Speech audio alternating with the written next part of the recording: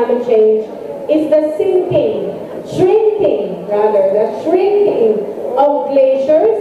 And I know that most of your fresh water are coming from that glaciers, and that is one major threat to food, to water, and to life for your people. And when we talk about climate change, it's not just about these extreme weather events, it's also about what they call the slow onset impacts. Less dramatic, but very real and accumulating, so much so that they will also have profound changes in our lives. So I'm talking about in our country, for instance, Philippines, where I am from, is a country of 7,104 islands. And sea level rise will mean definitely that at least half of these islands will sink and disappear. We don't see it yet, the islands are still there, but sea level rise is happening. And in a decade or so, hundreds of our islands will no longer be habitable. So these are the kinds of impacts we're facing. And we're talking about this now because it's a call for the youth. All of you young people, as we were young people also once upon a time, that this is a time that we need to step up and do much more than what we have been doing in these recent years, because there is such urgency in addressing this, what we call the multiple crises. The crisis of health, the crisis of the economy and of our livelihoods and jobs, and the crisis of the very existence of humanity and the safety of our planet. So I'd like to begin with just a little discussion on climate change, so that we all know what is the urgency all about, or maybe for some, what is this climate change all about. So we say this is one of the biggest threats to the safety, well-being, and survival of humanity. So it's an existentialist threat. That is what they call it. There is a destabilization of climate systems because of global warming.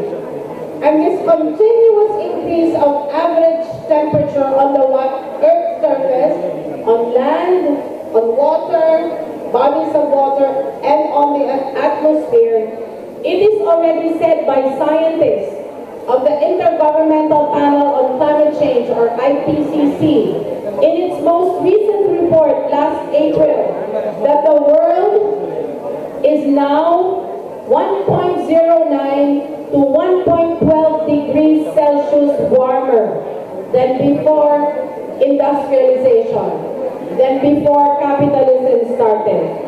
You might think that that's not a big deal, but we're talking about average global temperature, not in the changing of the weather or the seasons. But this is a big deal because for every half degree or full degree of warming, this means major changes in planet systems. And we know in the last 15 years, this had led to hundreds of thousands of lives lost, to millions of acres or hectares of crops lost, to many fish that have died or no longer grow into the usual big schools of fish that they grow into, and that this has led to many and terrifyingly increasingly dangerous disasters. So we are now at 1.12 degrees warming. The closest analogy we can make on this warming is that when your child has a fever, your baby has a fever. When our babies have fevers, we're very concerned. And when the fever gets past a certain level, we're very concerned because it becomes a life-threatening situation. Our children could die. And that is what the planet is suffering now. At this point, the fever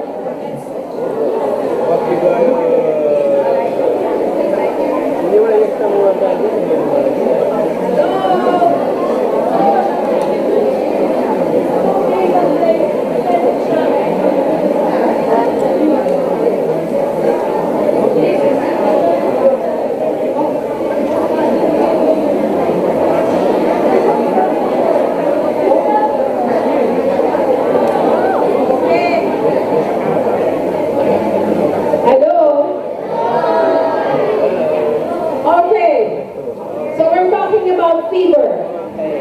So at this point, our planet has a fever. And we want to stop that fever from getting worse. Because if it gets much worse, many people will die. They're already dying from climate change, and many more people will die. So that's how we treat global warming. It's when our children are getting sick, and fever is one of the symptoms of how serious the illness is. In the past decade, climate change impacts have become so dramatic. So, just showing you some pictures from different parts of Asia and the world, floods to super typhoons, to whole communities being ruined, being destroyed. And we know that the major cause or physical cause of climate change is the excessive and continuously increasing concentration of greenhouse gases in the atmosphere. 70% of the increasing excessive levels of greenhouse gases in the atmosphere are coming from the burning of fossil fuels for energy. So greenhouse gases are natural in our atmosphere. We need greenhouse gases because greenhouse gases is the one that absorb the heat from the sun to make our planet livable. However, when there's too much of greenhouse gases absorbing the heat, the surface of the planet warms up or heats up. So that is what is happening now. All these types of greenhouse gases are increasing in the atmosphere beyond the point of what is already natural for the planet or stable for the planet. Oops.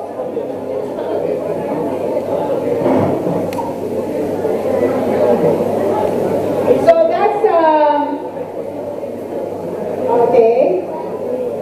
That's one of the issues that we need to address.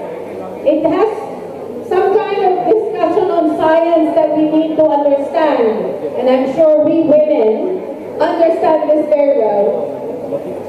So the level of greenhouse gases is the result of the balance between how much greenhouse gases is being emitted and how much greenhouse gases is being absorbed by the natural capacity of the planet to absorb these greenhouse gases.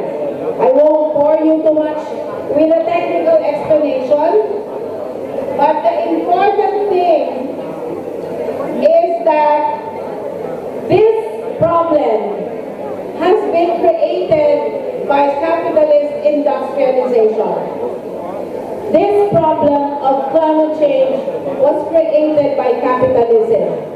Because under capitalism, there is continuous production of products and expansion of markets using fossil fuels as energy source. So there is rampant and excessive production or emission of greenhouse gases, and this is not for the sake of people or the needs of people. It was done because of profit, of catching or running after profit. So this is clearly the product of capitalism. In the United Nations, in the negotiations on climate, they don't call it capitalism. They call it industrialization. But tell me, what type of industrialization took place since the 1500s? There's only one type of industrialization, and that is capitalist industrialization. So this very same system not only produced this excessive greenhouse gases, but this system of capitalism destroyed the environment and destroyed the planet's natural capacity to absorb greenhouse gases. And in this system, those who are responsible for climate change, we also see that they are the ones who benefited from capitalism and who enjoyed the profits that this system that created climate change is responsible for. So among countries, it is the rich industrialized countries that have the largest contribution to greenhouse gases. Within countries, it is the elites and corporations that have the largest contribution to greenhouse gases. And globally across countries, big corporations and international financial institutions have driven the system that is responsible for the production of greenhouse gases, and it is elite and corporate-controlled governments that are responsible for the policies to perpetuate this system. What about we, the people, the women of the South? We have not contributed much to the greenhouse gases. In many families and households in Asia, they do not even have enough electricity to provide for their basic needs. So we are not responsible for the excessive consumption of energy from fossil fuels. But we are suffering the worst impacts. That is one of the injustices in the climate crisis. The people, the women, the children, the communities who are not emitting much greenhouse gas in our energy use, we are the ones suffering the greatest impacts of climate change. That is why we're saying we're pursuing climate justice. Solutions have to be just because the process of climate change is unjust, and that is a capitalist system. So we are saying that climate change has been caused by the very same system that has given rise to the many injustices and social problems that we are also working on in various ways in various organizations. The urgency, and I'm going to wrap up the climate change very quickly now. The urgency is in the fact that we only have a small window to act, and that window is closing. And I address this specifically to the youth and to all of us here today, because the people who are alive in this planet today, it is in our hands to solve this problem, because what we do in this decade, and this is now 2022, we have 8 years left in this decade. What we do during this decade will determine if it is still possible to keep global warming below 1.50 degrees. We're now at 1.12. What's the importance of 1.5? Because that is still the safest limit to warming that is still possible. When we started, we were campaigning to limit warming to 1 degree. We're past that. So now we're trying to campaign to limit to 1.5. What is the difference between 1.5 to 2.53? The difference is hundreds and thousands of lives that will be lost every time the temperature goes up. So the safest level still possible is 1.5. What we do during this decade will determine if 1.5 will still be possible as a limit in this century. If we fail to do what we have to do this decade, the next limit is 2, and hundreds of thousands of more people will die. And then 2.5, and then 3, and beyond 3, the scientists are telling us life on Earth will profoundly change. They cannot even say if humanity can survive that. So we must take note of that. So what do we need to do? Solutions. Solutions are clear. It's not rocket science. It is governments who are refusing to follow the solutions. I won't have time to talk about all these solutions, but what I would like to say is that political action, mobilization of people, is extremely necessary. This cannot be resolved by talking or negotiating. Because if it was possible to resolve it by talking and negotiating, governments have been talking and negotiating for 30 years and they have not solved the problem. So it is time for citizens' actions for us to force governments and corporations to do what is right and what is just. Now I bring you back to another problem that I would like to invite you to engage on more, and that is the problem of the debt. What is obvious is that there are massive amounts of public finance that is necessary in order to address these multiple crises. And I'd like to point out, since we're running out of time, that one of the issues that we should all look into is the problem of government debt. And that is one of the issues that APMDB is campaigning on and working with member organizations in Nepal to address this. We have a country consultation with Nepal members on Saturday on the problem of the debt. And I'd like to invite those of you interested to join us so we can discuss this further. And lastly, I'd like to call on my colleague as a representative from the youth also of the Philippines to talk about another big issue for a few minutes. Okay, so he will be speaking after the next speaker. Thank you so much. Thank you so much, Lily, for your informative and meaningful presentation. बाहिर रहनुभएका कमरेडहरूलाई पनि मैले भित्र आउनको लागि अनुरोध गर्न चाहन्छु। लिली नेतृत्वले अत्यन्तै संवेदनशील विषयमा चाहिँ कुराहरू उठाउनु भएको छ। उहाँले जलवायु परिवर्तनका कारण नेपाल जस्तो देश, उहाँ जहाँबाट आउनुहुन्छ फिलिपिन्स जस्तो देशहरूमा चाहिँ के कस्ता असरहरू परिरहेका छन् भनेर चाहिँ केही कुराहरू राख्नुभयो। मैले उहाँका कुराहरूलाई थोरै तपाईहरु सामु राख्नु पर्दा चाहिँ नेपाल जस्तो भौगोलिक विविधता भएको देश जहाँ चाहिँ हिमाल पहाड तराई यसरी चाहिँ विविध किसिमको एउटा भूगोल छ, त्यस्तो देशमा चाहिँ अझ आर्थिक रूपले पनि कमजोर विकासोन्मुख राष्ट्रमा चाहिँ जलवायु परिवर्तनको असर चाहिँ अत्याधिक पर्न जान्छ।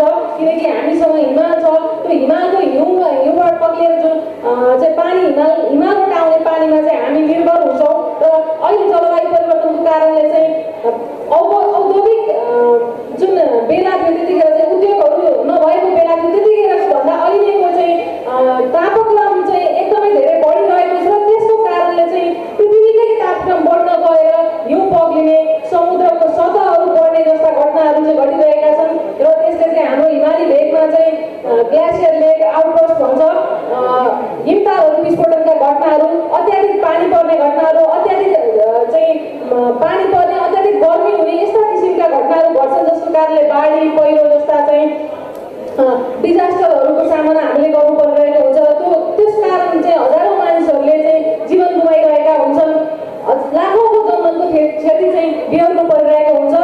फिलिपिन्सको केसमा चाहिँ एकदमै टापुहरू भएको देश रहेछ त्यो, जसको कारणले समुद्री सतह बढ्दाखेरि जलवायु परिवर्तनको कारणले समुद्री सतह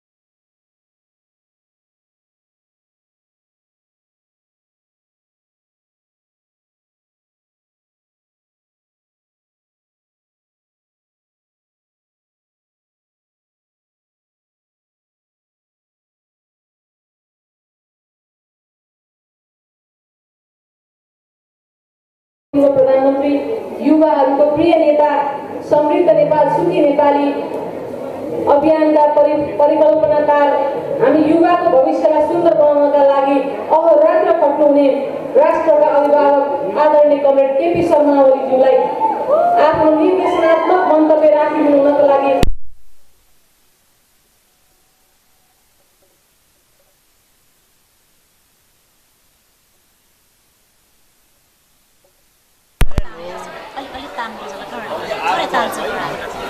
बिग्रेला नि ल ठिक छ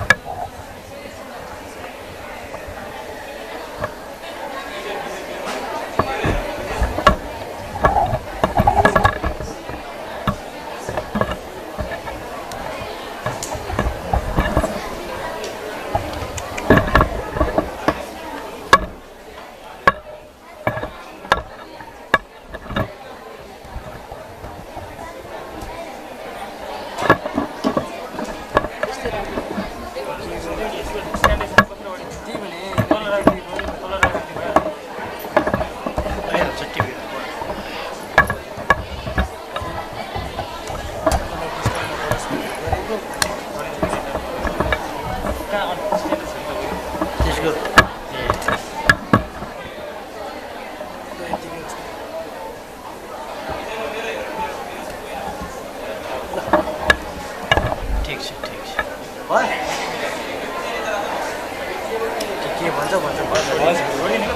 छोडिदिँदा हुन्छ बा।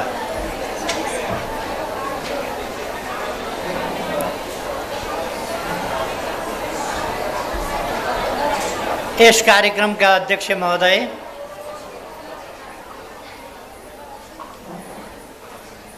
अखिल नेपाल महिला सङ्घका नेताजीहरू, युवा समितिका पदाधिकारी र सदस्य साथीहरू, हाम्रो यस कार्यक्रममा सहभागी हुनुभएकी मैडम लिडी नेकपिल र यहाँ उपस्थित हुनुभएका युवा महिलाहरू र यस कार्यक्रमलाई सफल पार्न उपस्थित अन्य महानुभावहरू, हामी चाडबाडको बिचतिर छौँ। चाडबाड लगातार आइरहेका छन्। यति बेला अलिक 30तिर हामी अगाडि बढिरहेका छौँ। 30को मौसम छ। म तपाईहरू सबैलाई धेरै धेरै शुभकामना भन्न चाहन्छु। रमाइलो तीजको धेरै धेरै शुभकामना। यो कार्यक्रम सफल हुने नै छ। तपाईहरू आउनुभएको छ, तपाईहरू छलफल गरिरहनु भएको छ, कार्यपत्रहरू पेश गरिरहनु भएको छ, विचार विमर्श गरिरहनु भएको छ, आफ्ना आफ्ना विभिन्न प्रकारका प्रस्तुतिहरू प्रकट गरिरहनु भएको छ, प्रस्तुत गरिरहनु भएको छ। त्यसकारण कार्यक्रम सफल भइसकेको छ।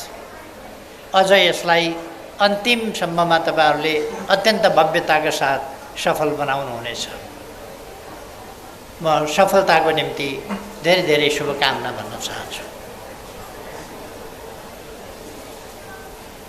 मेरो कार्यव्यस्तताको कारणले पनि मैले अर्को कार्यक्रम, योभन्दा अगाडि सामेल हुनुपर्ने कार्यक्रम पछि सारेर यहाँ आएको छु।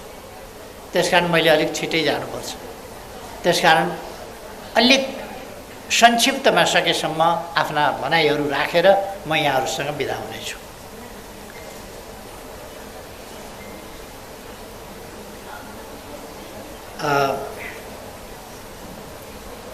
I would like to welcome Madam Liddy in Nepal, and I would like to thank you very much for your presentation. It was very excellent about the climate change, global warming, etc.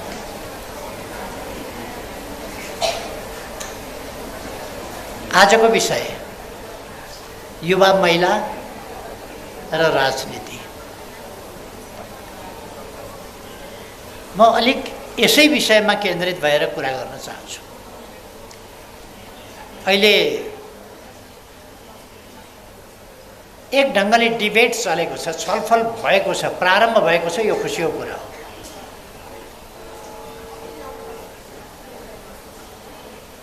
Politics, राजनीतिमा युवा, यस विषयमा छलफल चलेको छ। तपाईहरूले अझ त्यसलाई पनि अझ फरक ढङ्गले कङ्क्रिटाइज गरेर युवा महिला र राजनीति, यस विषयमा आफूलाई केन्द्रित गर्नुभएको छ। यस्तो बहस हुनु नै खुसीको कुरा हो। राजनीतिमा मान्छे सहभागी हुनुहुन्छ कि हुँदैन, त्यसमा पनि युवा सहभागी हुनुहुन्छ कि हुँदैन, हुनुहुन्छ कि हुँदैन मात्रै होइन, हुनुपर्छ कि पर्दैन, महिलाहरू राजनीतिमा सहभागी हुनुहुन्छ कि हुँदैन, त्योभन्दा बढी हुनुपर्छ कि पर्दैन, कस्तो रोल हुनुपर्दछ, यो व्यापक बहस छलफलको विषय भएको छ। र एक ढङ्गले भन्ने हो भने यसको निष्कर्ष पनि निस्किसकेको छ। युवाहरूको सहभागिता राजनीतिमा हुनै पर्छ र युवा महिलाहरूको सहभागिता राजनीतिमा हुनै पर्छ। हामी दुईटा काम सँगसँगै गरिराखेका छौँ। एउटा सामाजिक जागरणको काम, सिंगै समाजको जागरण, जहाँ पुरुष प्रधानताको सामाजिक स्थिति र मनस्थितिलाई समानताको स्थिति र मनस्थितिमा परिवर्तन गर्ने प्रयास, जसलाई हामी सामाजिक जागरण भन्छौँ, सामाजिक जागरणको अभियान भन्छौँ, महिला सशक्तिकरणको सबलीकरणको अभियान भन्छौँ। यो कुरा महिलाहरूको सशक्तिकरण, सबलीकरण, सामाजिकीकरणबाट मात्रै सम्भव छ। यी चिजहरूले महिलाहरूलाई सामाजिक क्षेत्रका विविध, सामाजिक जीवनका विविध क्षेत्रहरूमा निस्किन र त्यहाँ आफ्नो भूमिका प्रस्तुत गर्न र त्यस भूमिकाले समुदाय र समाजलाई, राज्यलाई प्रभावित गर्ने काम गर्न जरुरी छ भन्ने अब एक ढङ्गले स्थापित भइसकेको छ। त्यसै कारण हामीले कमसेकम 33% महिला सहभागिता सुनिश्चित गरेका छौँ। तर आज राजनीतिमा जनप्रतिनिधित्वको हिसाबले महिला सहभागिता 40% भन्दा माथि पुगेको छ। यो हाम्रा लागि खुसीको कुरा हो। पार्लियामेन्टमा मात्रै पनि 33%. I am talking about the participation of women in the politics. In our parliament, at least 33% of women representation is there. Altogether, we have 41% of ladies who are elected representatives. So we are improving very fastly. Whenever I go outside, I talk about our progress in the field of social justice and equality, and particularly in the field of women empowerment, women participation in the politics, women participation in the policy making, women's participation in other areas. And most of the people, particularly in the developed countries, are surprised how we achieved that goal. आज स्थिति के छ? हामी जहाँको तै छौँ भन्ने कुरा होइन।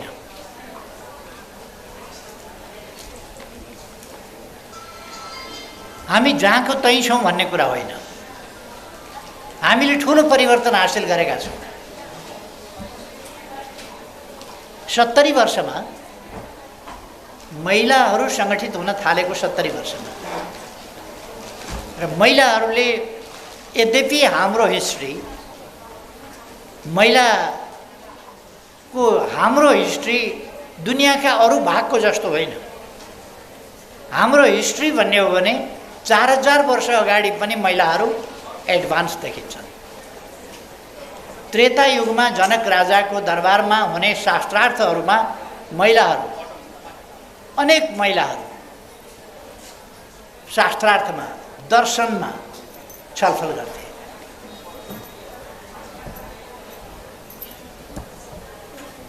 र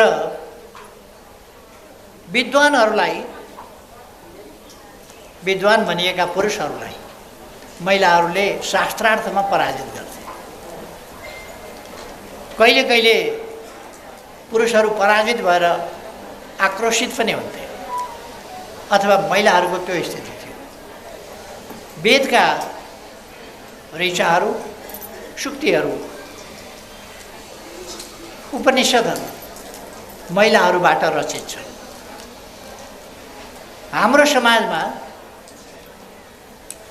बाबुको नामबाट चिनिने भन्दा विद्वानहरूले आफ्नो नाम लेख्दा फलानीको छोरा भनेर, फलानी पुत्र फलानु भनेर आफ्नो नाम लेख्दा पहिले आमाको नाम लेख्थे र अनि मात्रै आफ्नो नाम लेख्ने चलन समेत थियो, अथवा आमाको दर्जा त्यस प्रकारको हाम्रो समाजमा थियो। हाम्रो समाज ब्याकवर्ड मात्रै होइन, पछि कुनै समयमा कालखण्डमा विभिन्न कारणले महिला समुदाय पछाडि पर्यो, महिला समुदायलाई पछाडि पारियो। केही नेचुरल, केही फिजिकल कारणहरूले। तर मानसिकता, ब्रेन अनेक हिसाबले महिलाहरू पछाडि थिएनन् यस पार्टमा, धरतीको यस पार्टमा। हाम्रो धरतीको यो पार्ट अनेक हिसाबले, सभ्यताको हिसाबले, विकासको हिसाबले, अनेक खोज अध्ययन अनुसन्धानको हिसाबले, विद्वताका हिसाबले धरतीका अरू भागहरूभन्दा अगाडि थियो। यो आजको कुरा होइन, हजारौँ वर्ष अगाडिको कुरा। तर 300-400 वर्ष, यसभन्दा अगाडिका 300-400 वर्षहरू हामी अलिक पछाडि पर्यौँ। विभिन्न कारणहरू छन्, खास गरी औपनिवेशिक युगमा, समयमा हामी अलिक पछाडि पर्यौँ। तर त्यो मात्रै होइन, हाम्रो समाज र खास गरी महिलाहरूलाई पछाडि पार्ने वर्णाश्रम व्यवस्था लगायत अरू विभिन्न पुरुष प्रधानताको स्थिति कायम गरेर महिलाहरूलाई पछाडि पार्ने खालका कुराहरू भए।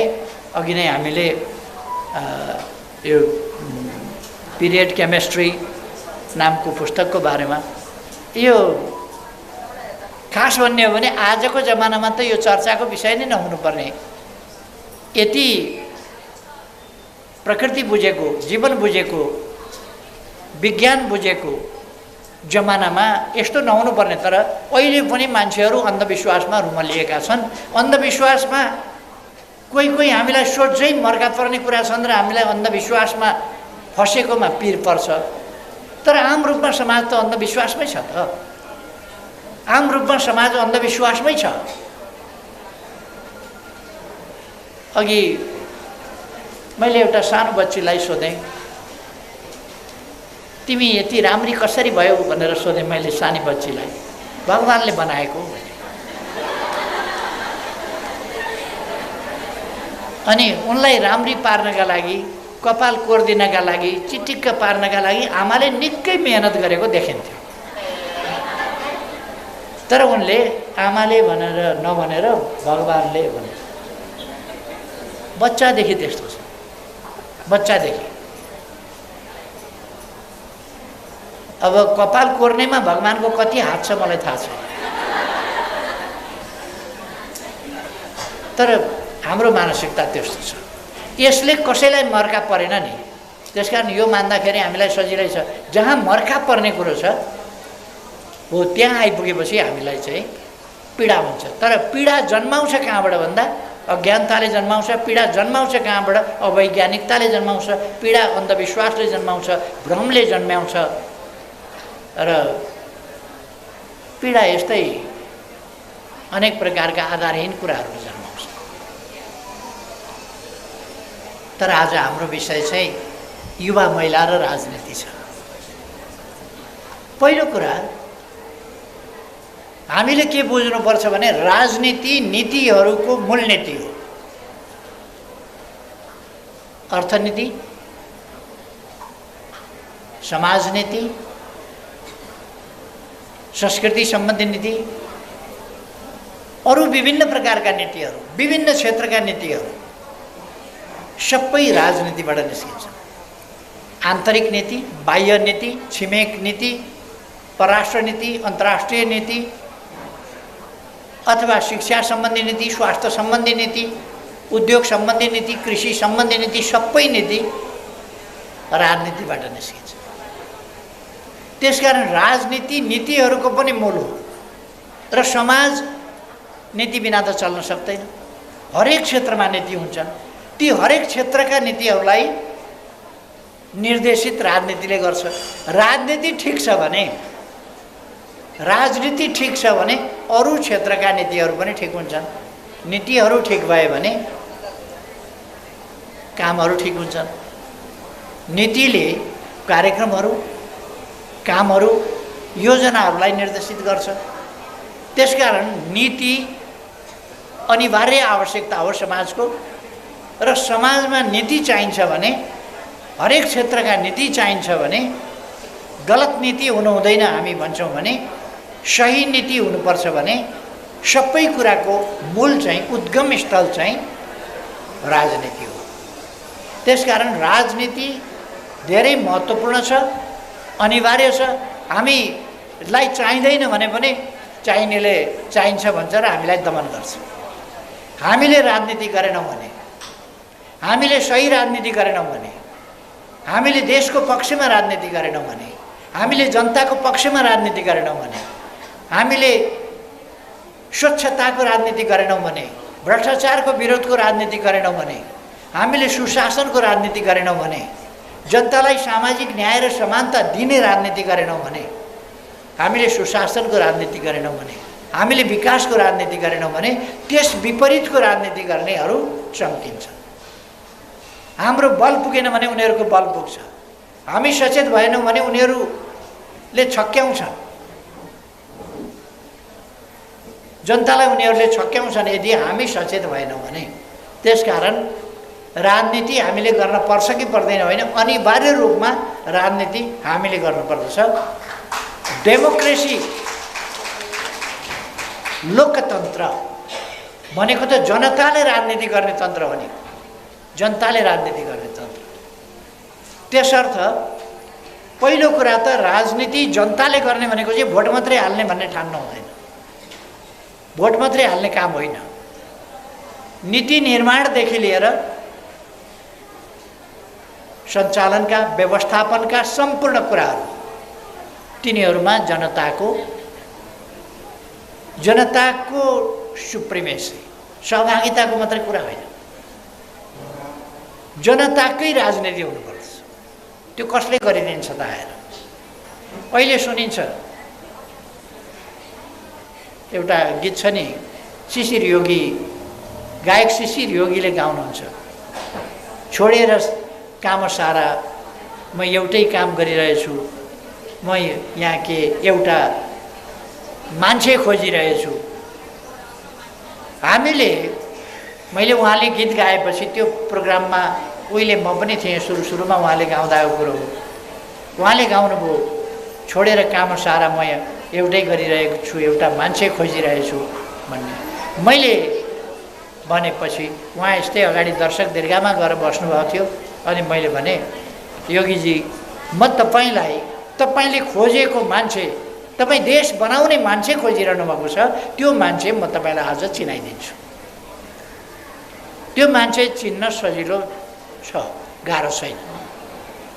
अनि मैले उहाँलाई भने म तपाईँहरूलाई पनि भन्छु, देश बनाउने मान्छे को हो भनेर तपाईँलाई खोज्न छ भने आज तपाईँ थाहा पाइराख्नुहोस्। तपाईँ अघिल्लो सिटमा हुनुहुन्छ भने तपाईँभन्दा देब्रेपट्टि एकजना हुनुहुन्छ, त्यो देब्रेपट्टि बसेको भन्दा दाहिनेपट्टि बसेको मान्छे नै देश बनाउने मान्छे हो। तपाईँको पछाडि सिटमा एउटा मान्छे छ, तपाईँको पछाडि बस्ने मान्छेभन्दा अगाडि जो मान्छे बसेको छ हो त्यही हो देश बनाउने मान्छे।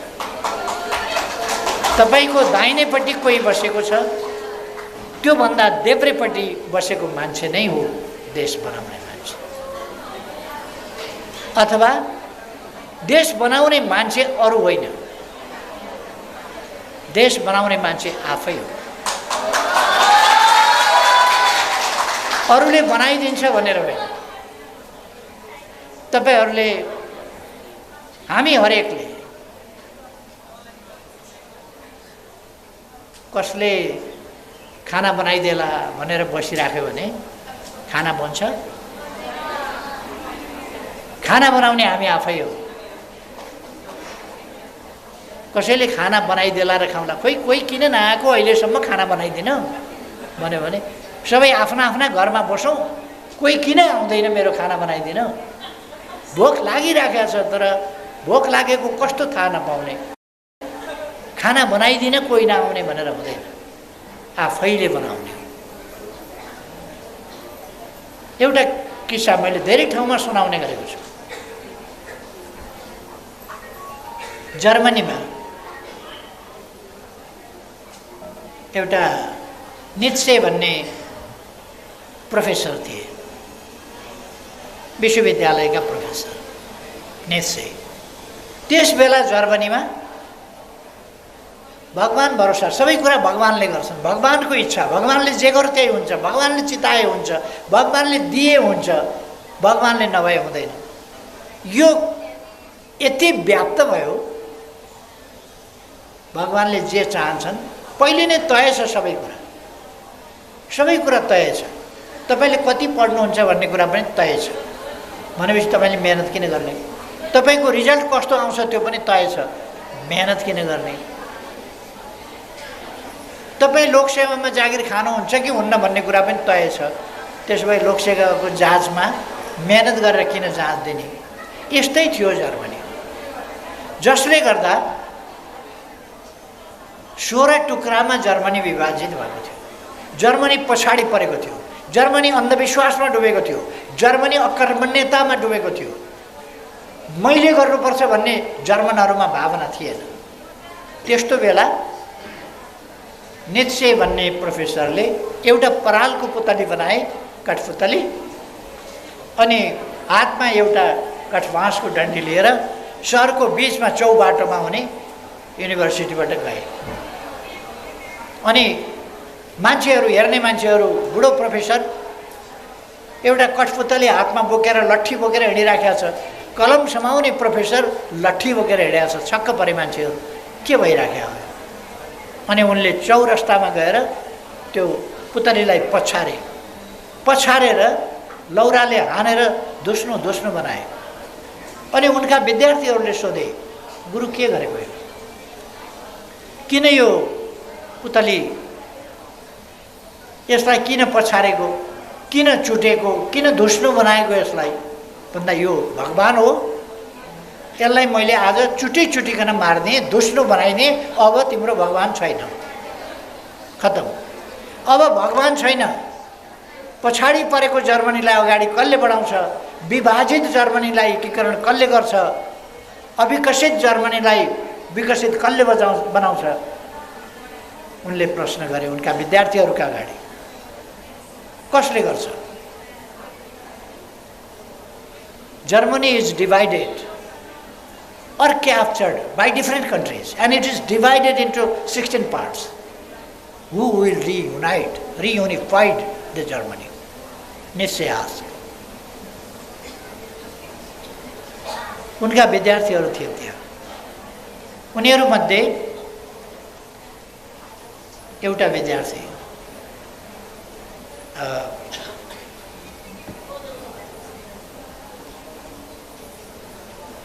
विद्यार्थीले हात उठायो।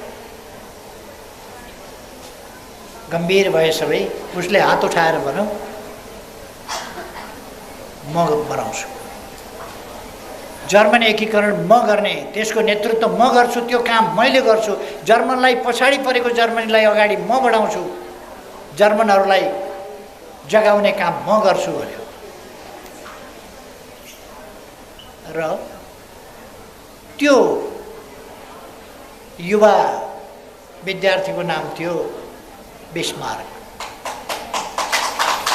त्यो बिस्मार्क विद्यार्थी म बनाउँछु भन्ने भावनाबाट सुरु गरेर उसले साँच्चै आफ्नै जीवनमा he became the first chancellor of Germany.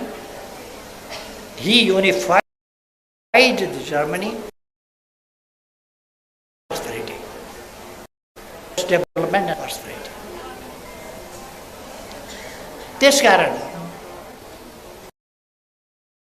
एकजनाले अठोट गर्यो भने, एकजनाले अठोट गर्यो भने धेरै चीज हुँदो रहेछ। हामी हरेकले अठोट गर्यौं भने नेपाल जस्तो सानो देश बनाउन धेरै समय लाग्दैन। तर हुनु के पर्छ भने अर्काले बनाइदियोस् होइन, म बनाउँछु भन्ने भावना। म बनाउँछु भन्ने भावनाभित्र अनहेल्दी कम्पिटिसनका नाममा दुश्मनी गर्ने होइन। कम्पिटिसन स्वस्थ हुनुपर्दछ, प्रतिस्पर्धा स्वस्थ हुनुपर्दछ। तर हामी प्रतिस्पर्धी भावनाका साथ स्वस्थ प्रतिस्पर्धाका साथ अगाडि बढ्नुपर्दछ र आफ्नो तर्फबाट म अधिकतम योगदान गर्छु भन्ने कुरा ठान्नुपर्दछ। हामी जाग्नुपर्छ। पोलिटिक्स गर्नुपर्छ कि पर्दैन? होइन, पोलिटिक्स गर्न पर्छ। त्यसै कारण नेत्सेले बिस्मार्क लगायतका आफ्ना विद्यार्थीहरूलाई सोधेका थिए, who will do all this things? उनले सोधेका थिए, बिस्मार्क अगाडि सरेर भनेको थियो र त्यो कुरो पछि साकार भयो। वास्तवमा त्यो सही साबित भयो। म हाम्रा चेलीहरूलाई भन्न चाहन्छु, महिलाहरूले राजनीति गर्नु र नगर्नुका बिचमा आकाश जमिनको फरक छ। जबसम्म महिला जाग्दैनन् आधा समाज जाग्दैन। जबसम्म महिलाहरू मैदानमा उत्रिँदैनन् आधा समाज उत्रिँदैन। महिलाले राजनीति गरेनन् भने आधा समाजले त राजनीति गरेन। आधा समाजले राजनीति नगरेपछि आधा समाज त राजनीतिबाट विमुख भयो, पछाडि पर्यो। अहिले हामीले हेर्दा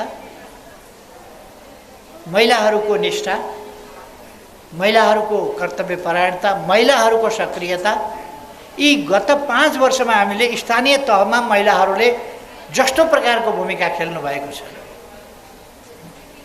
जुन सक्रियताका साथ, जुन इमानदारिताका साथ, जुन स्वच्छताका साथ, त्यो असाधारण छ। त्यसकारण म उहाँहरूको उच्च प्रशंसा गर्न चाहन्छु, मूल्याङ्कन गर्न चाहन्छु। राम्रो काम छ। अब पोलिटिक्स कस्तो गर्ने? पोलिटिक्स कतिले भन्छन् पोलिटिक्स घिन लाग्छ, कतिले भन्छन् पोलिटिक्स त आई हेट पोलिटिक्स। अनि देश बनाउने कुरालाई तपाईँ हेट गर्नुहुन्छ भने, घृणा गर्नुहुन्छ भने, विकास गर्ने कुरालाई घृणा गर्नुहुन्छ भने केलाई चाहिँ मन पराउनुहुन्छ? What you love that? Politics भनेको हामीले छुट्याउनुपर्छ। पोलिटिक्स भनेको वास्तवमा पोलिटिक्स भनेको देश बनाउने कुरा हो।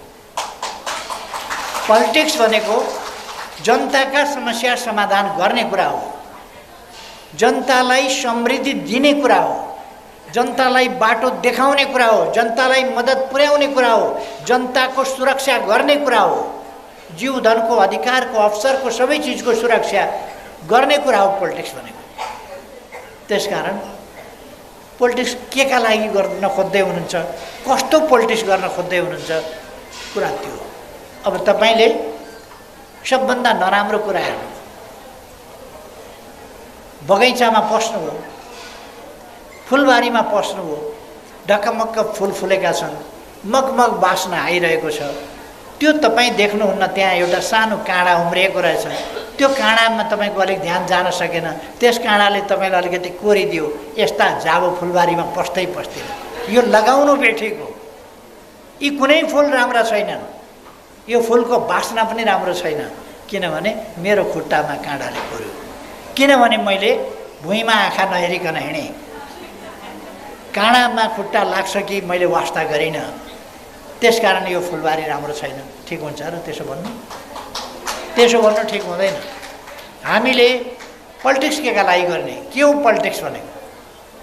पोलिटिक्स देशका लागि गर्नुपर्छ, जनताका लागि गर्नुपर्छ, विकासका लागि गर्नुपर्छ, मानवताका लागि गर्नुपर्छ, मानव जातिको लागि गर्नुपर्छ, विश्वमा शान्तिका लागि गर्नुपर्छ, समृद्धिका लागि गर्नुपर्छ। That's the politics. पोलिटिक्सका नाउँमा छोरीलाई मेयर बनाउनका लागि मरी हत्ते मारामार काटाकाट,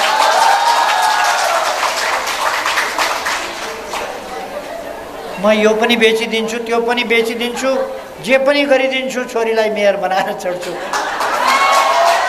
यस्तो पोलिटिक्स गर्नुभयो भने पोलिटिक्स हुँदैन। त्यो पोलिटिक्स होइन, त्यो स्वार्थ हो। स्वार्थ र राजनीति भनेको फरक कुरा हो। राजनीतिका नामको विकृति हो त्यो। आफन्त